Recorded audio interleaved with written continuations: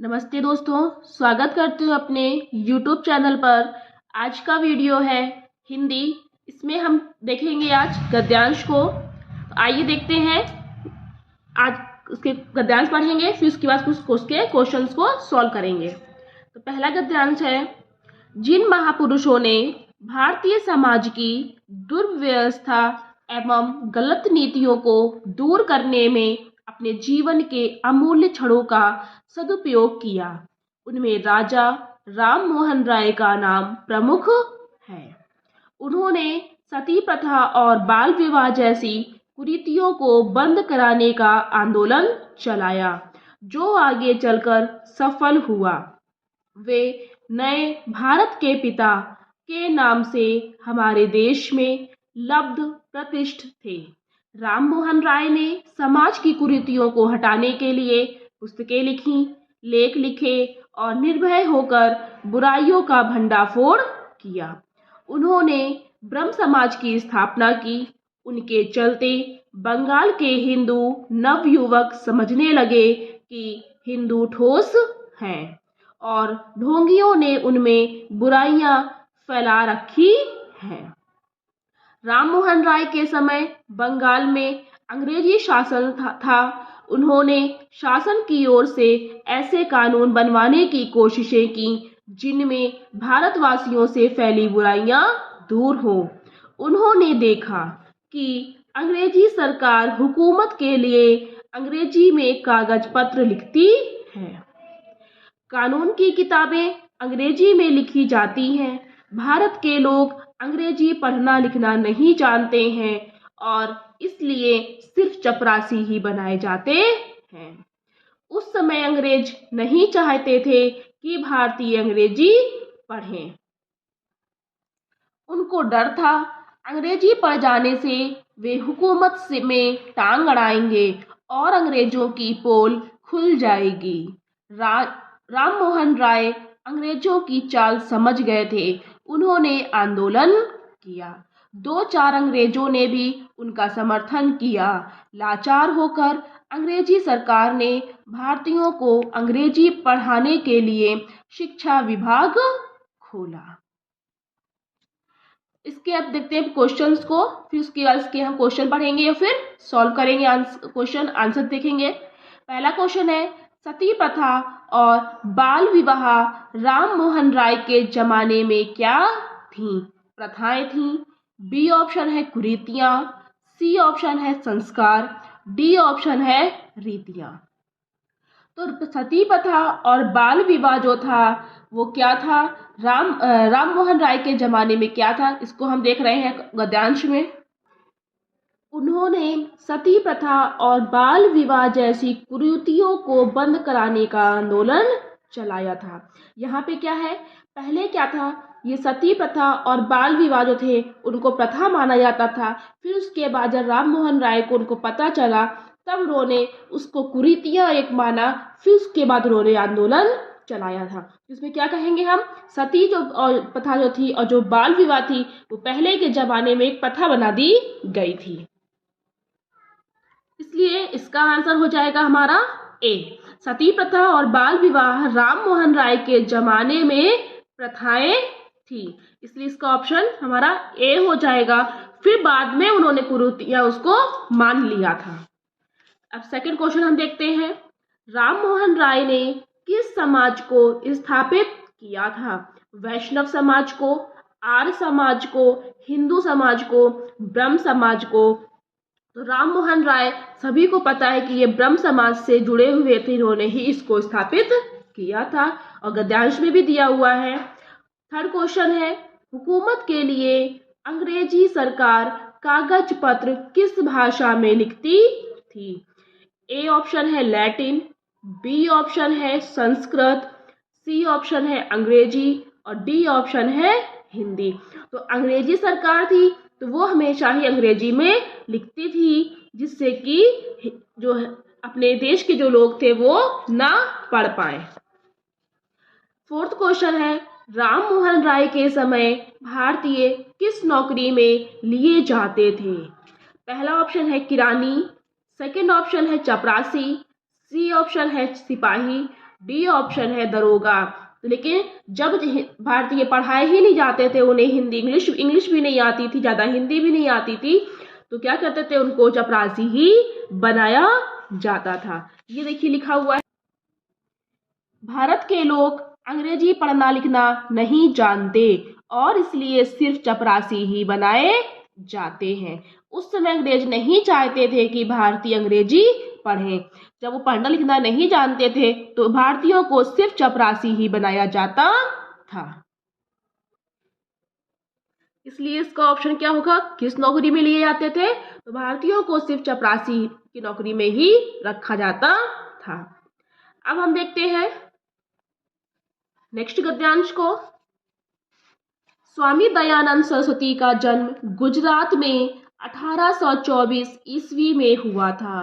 वे सच्ची राह से नहीं डिगते थे, जिस बात को सच समझते थे उसके लिए मृत्यु को भी वह कुछ नहीं समझते थे। सत्य के लिए उन्होंने क्रांति मचा दी। स्वामी जी लगन के पक्के थे।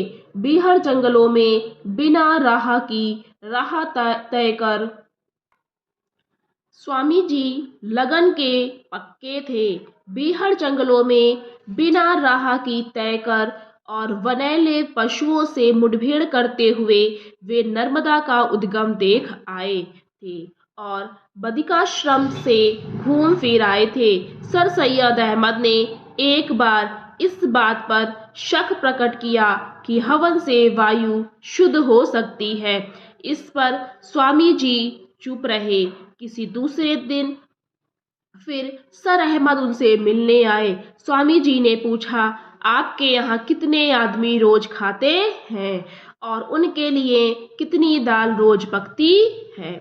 उत्तर मिला, 69-70 आदमी खाते हैं और 6-7 सेर दाल पकती है। स्वामी जी ने पूछा, उतनी दाल में कितनी हींग पड़ती है? उत्तर मिला, 1 तोले के करीब। स्वामी जी ने झट कहा, जैसे 1 तोला हींग में इतनी दाल सुगंधित हो जाती है, वैसे ही धूप घी के हवन से भी वायु सुगंधित और शुद्ध हो जाती है। स्वामी जी ने छुआछूत को अपने व्यवहार में स्थान नहीं दिया। क्या छोटे क्या बड़े, सभी की सेवा अपने हाथों से करके वे लोगों को अचरज में डाल देते। भारत की नई रूपरेखा में स्वामी जी का बहुत बड़ा हाथ था। उन्होंने अपनी पढ़ाई के जमाने में अंग्रेजों को पंजाब पर अधिकार करते देखा और अंग्रेजी झंडे को गड़ते देखा। उनके समय में 1857 ईस्वी की क्रांति हुई। स्वामी जी ने पाया कि गुलामी के कारण भारतीय समाज और धर्म में घुन लग गए हैं। अब हम देखते हैं इसका पहला क्वेश्चन। स्वामी दयानंद सरस्वती का जन्म कहाँ हुआ था? पहला ऑप्शन है महाराष्ट्र, सेकेंड ऑप्शन है गुजरात, सी ऑप्शन है मध्य प्रदेश, डी ऑप्शन है पंजाब। तो स्वामी दयानंद सरस्वती का जन्म जो हुआ था वो कहाँ हुआ था? ये दिया हुआ है गुजरात में। इसका ऑप्शन हो जाएगा हमारा बी आंसर। सेकंड क्वेश्चन है, स्वामी जी के समय अंग्रेजों ने किस प्रांत पर अपनी हुकूमत का झंडा गाड़ा था? ए ऑप्शन है उत्तर प्रदेश, बी ऑप्शन है बंगाल, सी ऑप्शन है गुजरात और डी ऑप्शन है पंजाब। तो स्वामी जी के समय अंग्रेजों ने कहाँ का झंडा गाड़ दिया था? पंजाब का। डी ऑप्शन इसका आंसर हो जाएगा। अब हम देखते हैं थर्ड क्वेश्चन। बीहड़ जंगलों में वनैले पशुओं से जूझते स्वामी जी किस नदी का उद्गम देख आए थे? ए ऑप्शन है गंगा, बी ऑप्शन है यमुना, सी ऑप्शन है नर्मदा और डी ऑप्शन है हमारा सरस्वती। तो बीहड़ जंगलों में वनैले पशुओं से जूझते हुए स्वामी नर्मदा नदी का उद्गम देख करके आए थे। फोर्थ क्वेश्चन है हमारा, स्वामी जी ने अपनी तर्क बुद्धि से किस व्यक्ति का शक दूर किया था कि हवन से वायु शुद्ध होती है? ए ऑप्शन हो जाएगा उसमें हमारा महात्मा गांधी, बी ऑप्शन हो जाएगा हमारा सर सुल्तान अहमद, सी ऑप्शन हो जाएगा सर टॉमस रो, और डी ऑप्शन हो जाएगा हमारा सर सैयद अहमद। तो क्या हुआ था, तर्क बुद्धि से जिनका शक दूर किया था वो थे हमारे sir Syed Ahmad. D option इसका आंसर होगा हमारा डी। अब हम देखते हैं नेक्स्ट गद्यांश को। टेलीफोन ने समय और दूरी के फासले में परिवर्तन कर दिखाया है। मैदान में खड़े होकर हम जोर से चिल्लाएं तो हमारी आवाज ज्यादा से ज्यादा 100 गज तक पहुंच जाएगी, लेकिन टेलीफोन पर धीरे से बोलें तो हजारों मील की दूरी तक आवाज आसानी से पहुंच जाती है। दरअसल टेलीफोन की आवाज बिजली की लहरों के जरिए भेजी जाती है। लहरों की रफ्तार आवाज की रफ्तार से लाख गुना ज्यादा है। टेलीफोन ने हमारी आवाज में मानो पंख लगा दिए हैं। टेलीफोन के आविष्कार की कहानी बड़ी मनोरंजक है। इसे समझने के लिए आवाज के बारे में थोड़ी जानकारी हासिल कर लेनी जरूरी है। चोट करने पर नगाड़े के चमड़े का पर्दा कंपन करने लगता है और तभी आवाज पैदा होती है। थाली में डंडे से चोट करने पर थाली में कपकपी पैदा होती है और आवाज सुनाई देती है। क्या हो रहा है यहाँ पे, चोट करने पर नगाड़े के चमड़े का पर्दा कंपन करता है तब आवाज पैदा होती है, और थाली में डंडे से चोट करने पर कपकपी पैदा होती है तब आवाज सुनाई देती है। यहाँ पर कंपन की बात कर रहा है और यहाँ पर कपकपी की बात कर रहा है। और सितार के तार पर जब मिजराब से चोट करते हैं तब तार भी कांपने लगता है और उससे भी आवाज पैदा होती है। इस कपकपी से हवा में कंपन पैदा होता है जिसे आवाज की लहरें कहते हैं। हवा में उत्पन्न होने वाली ये लहरें जब हमारे कान के पर्दे पर चोट करती हैं तो पर्दे में हरकत पैदा होती है और हमें आवाज सुनाई पड़ने लगती है। तो ये है हमारा गद्यांश। अब हम देखेंगे इसके क्वेश्चंस को। पहला क्वेश्चन है, मैदान में चिल्लाने से हमारी आवाज ज्यादा कितने गज दूर पहुंचेगी? ए ऑप्शन है 100, बी ऑप्शन है 200, सी ऑप्शन है 300, डी ऑप्शन है 400। तो चिल्लाने से हमारी आवाज कितनी दूर पहुंचेगी? 100 गज तक। इसका आंसर क्या हो जाएगा हमारा? A option. सेकेंड क्वेश्चन है, टेलीफोन ने हमारी आवाज में मानो क्या लगा दिए हैं? ए ऑप्शन है हवाई जहाज, बी ऑप्शन है बिजली, सी ऑप्शन है पंख, डी ऑप्शन है घोड़े। तो हमने गद्यांश में पढ़ा था तो उसमें पंखों की बात कर रहा था कि टेलीफोन ने हमारी आवाज में मानो पंख लगा दिए हैं। इसका आंसर हो जाएगा हमारा सी। थर्ड क्वेश्चन है, हवा में उत्पन्न होने वाली लहरें हमारे कानों के पर्दों पर चोट करती हैं तो पर्दे में क्या पैदा होती है? ए ऑप्शन है खुजली, बी ऑप्शन है जलन, सी ऑप्शन है पीड़ा और डी ऑप्शन है हरकत। तो क्या होता है, ये देखिए लिखा हुआ है, हवा में उत्पन्न होने वाली ये लहरें जब हमारे कान के पर्दे पर चोट करती हैं तो पर्दे में हरकत पैदा होती है और हमें आवाज सुनाई पड़ने लगती है। तो इससे खुजली भी नहीं होगी, जलन भी नहीं होगी, पीड़ा भी नहीं होगी। हवा में उत्पन्न होने वाली लहरें होती हैं तो हमारी कान पर्दे में हरकत पैदा होने लगती है। इसलिए इसका आंसर क्या होगा हमारा? D option. फोर्थ क्वेश्चन है, सितार के तार पर किस वस्तु से चोट की जाती है? ए ऑप्शन है उंगली, बी ऑप्शन है डंडे, सी ऑप्शन है मिजराब, डी ऑप्शन है जुराब। तो सितार के तार पर मिजराब से चोट की जाती है तो इसका आंसर हो जाएगा हमारा सी। अब हम देखते हैं नेक्स्ट गद्यांश को। हैदराबाद आंध्र प्रदेश की राजधानी है। मुगल शासकों ने बहुत समय तक हैदराबाद पर शासन किया। इस कारण यहाँ की सभ्यता पर मुस्लिम संस्कृति का प्रभाव पड़ा। यह प्रभाव यहाँ की इमारतों वहाँ महत्वपूर्ण स्थलों में देखा जा सकता है। हैदराबाद का उस्मानिया विश्वविद्यालय शिक्षा के क्षेत्र में सुविख्यात है। हैदराबाद के निवासियों की मुख्य भाषा उर्दू मिश्रित तेलुगु है। हैदराबाद के समीप फैली विशाल झील हुसैन सागर इस शहर की सुंदरता में चार चांद लगा देती हैं। हैदराबाद के पास एक पहाड़ी पर स्थित श्वेत मंदिर है। पहाड़ी की दूसरी तरफ काली चट्टानों वाली नौबत पहाड़ स्थित है। हैदराबाद शहर के 8 किलोमीटर पश्चिम में स्थित गोलकुंडा दुर्ग है। गोलकुंडा को कोहिनूर की धरती कहते हैं, क्योंकि इस हीरे को यहीं पर तराशा गया था। किसे? कोहिनूर को। अब हम देखेंगे इसके क्वेश्चंस को। पहला क्वेश्चन है, हैदराबाद के निवासियों की मुख्य भाषा क्या है? पहला ऑप्शन है तेलुगु, बी ऑप्शन है संस्कृत, सी ऑप्शन है हमारा उर्दू मिश्रित तेलुगु और डी ऑप्शन है हमारा हिंदी। इसमें क्या होगा हमारा?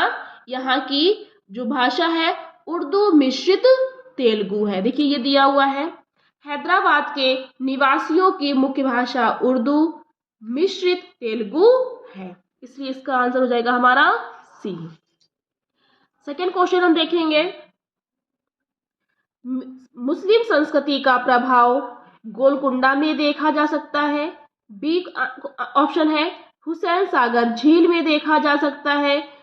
सी ऑप्शन है लोगों के पहनावों में देखा जा सकता है और डी ऑप्शन है इमारतों व महत्वपूर्ण स्थलों में देखा जा सकता है। तो यहाँ पर क्या है? संस्कृति का प्रभाव किस में देखा जा सकता है? इमारतों व महत्वपूर्ण स्थलों में देखा जा सकता है, इसलिए इसका आंसर हो जाएगा हमारा डी। थर्ड क्वेश्चन है, उस्मानिया विश्वविद्यालय ए ऑप्शन तकनीकी शिक्षा का केंद्र है, बी ऑप्शन है में कोहिनूर रखा हुआ है, सी ऑप्शन है शिक्षा के क्षेत्र में प्रसिद्ध है और डी ऑप्शन है क्रिकेट के खेल के लिए प्रसिद्ध है। तो उस्मानिया विश्वविद्यालय जो है वो शिक्षा के क्षेत्र में प्रसिद्ध है। इसका आंसर क्या हो जाएगा हमारा? सी। देखिए ऊपर दिया हुआ है, हैदराबाद का उस्मानिया विश्वविद्यालय शिक्षा के क्षेत्र में सुविख्यात है, इसलिए इसका आंसर हमारा सी हो जाएगा। अब हम देखते हैं फोर्थ क्वेश्चन, गोलकुंडा को कोहिनूर की धरती कहते हैं क्योंकि ए ऑप्शन यहाँ कोहनूर हीरे की दुकानें हैं, बी ऑप्शन यहाँ कोहनूर हीरा दुर्ग में रखा गया था, सी ऑप्शन यहाँ कोहिनूर हीरा तराशा गया था, डी ऑप्शन यहाँ के धनाढ्य आदमियों के पास कोहिनूर हीरे हैं। तो गोलकुंडा को कोहिनूर की धरती इसलिए कहते हैं क्योंकि हीरे को यहीं पर तराशा गया था, इसलिए इसका आंसर हो जाएगा हमारा सी ऑप्शन। अब हम देखते हैं नेक्स्ट गद्यांश को। एक बार राष्ट्रपति डगलस अब्राहम लिंकन के शहर में दास प्रथा के पक्ष में लोगों को समझाने आए। लिंकन ने इसका विरोध किया। अब्राहम ने कहा, गुलामी एक तरह का पाप है, किसी को यह हक नहीं है कि वह दूसरों को दास बनाकर रखे। इस झगड़े में अब्राहम लिंकन को काफी प्रसिद्धि मिली। वे राष्ट्रपति पद के लिए चुनाव लड़े और उसमें उनकी जीत हुई। लिंकन अमेरिका के राष्ट्रपति बन गए। उनकी पत्नी का स्वप्न साकार हो गया। जिस समय लिंकन राष्ट्रपति हुए उस समय उत्तरी अमेरिका और दक्षिणी अमेरिका के बीच घोर विरोध चल रहा था। अब्राहम लिंकन अमेरिका की अखंडता को कायम रखना चाहते थे। उन्होंने निश्चय किया कि वे देश को एक सूत्र में बांधे रखेंगे और दास प्रथा को जड़ से उखाड़ देंगे। इसके लिए उन्हें काफ़ी संघर्ष करना पड़ा। अंत में इन दोनों उद्देश्यों की पूर्ति में उन्हें सफलता मिली। अब्राहम लिंकन के आगे बढ़ने में मेरी का बड़ा हाथ रहा। उसने लिंकन से विवाह किया। वह बहुत सुंदर और सुशिक्षित थी। अपनी सहेलियों से वह कहा करती थी कि वह अमेरिका के भावी राष्ट्रपति से ही विवाह करेंगी। यह बात सुनकर सहेलियां उसकी हंसी उड़ाया करती थी। अब हम देखते हैं इसके क्वेश्चंस को। पहला क्वेश्चन है, अब्राहम लिंकन ने किसके कथन का विरोध किया था? ए ऑप्शन है महात्मा गांधी, बी ऑप्शन है राष्ट्रपति डगलस, सी ऑप्शन है sir William Bentinck, D option है सर थॉमस रू। तो अब्राहम लिंकन ने राष्ट्रपति डगलस का विरोध किया था। इसका आंसर हो जाएगा हमारा बी ऑप्शन। सेकेंड क्वेश्चन हम देखते हैं, लिंकन कहाँ के राष्ट्रपति बन गए? ए ऑप्शन है फ्रांस, बी ऑप्शन है इंग्लैंड, सी ऑप्शन है इटली, डी ऑप्शन है अमेरिका। तो लिंकन कहाँ के बने थे? वो अमेरिका के राष्ट्रपति बन गए थे। इसलिए इसका आंसर हमारा हो जाएगा डी ऑप्शन। थर्ड क्वेश्चन है हमारा, लिंकन की पत्नी का नाम क्या था? A option Elizabeth, B option Martha, C option Mary, D option Sparta Doom. तो लिंकन की पत्नी का जो नाम था वो क्या था? मेरी। ये हम गद्यांश में देख सकते हैं, ये दिया हुआ है।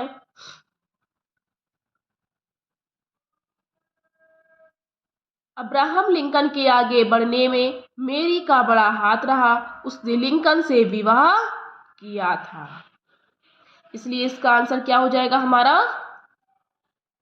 सी ऑप्शन मेरी। फोर्थ क्वेश्चन है, लिंकन दास प्रथा के पक्ष में थे या विपक्ष में? ए ऑप्शन पक्ष में, बी ऑप्शन विपक्ष में, सी ऑप्शन तटस्थ, बी ऑप्शन इनमें से कुछ नहीं। जो लिंकन दास थे वो प्रथा के किस में थे? विपक्ष में। तभी उन्होंने राष्ट्रपति डगलस का विरोध किया था। इसलिए इसका आंसर हमारा हो जाएगा बी ऑप्शन। तो ये थे हमारे आज के गद्यांश। इसी तरह हम आगे भी गद्यांश लेकर के आएंगे और आपके तैयारी अच्छी होगी। अगर आपको यह वीडियो पसंद आया हो तो प्लीज़ लाइक करें, शेयर करें और आगे की वीडियो देखने के लिए चैनल को सब्सक्राइब करें। Thank you.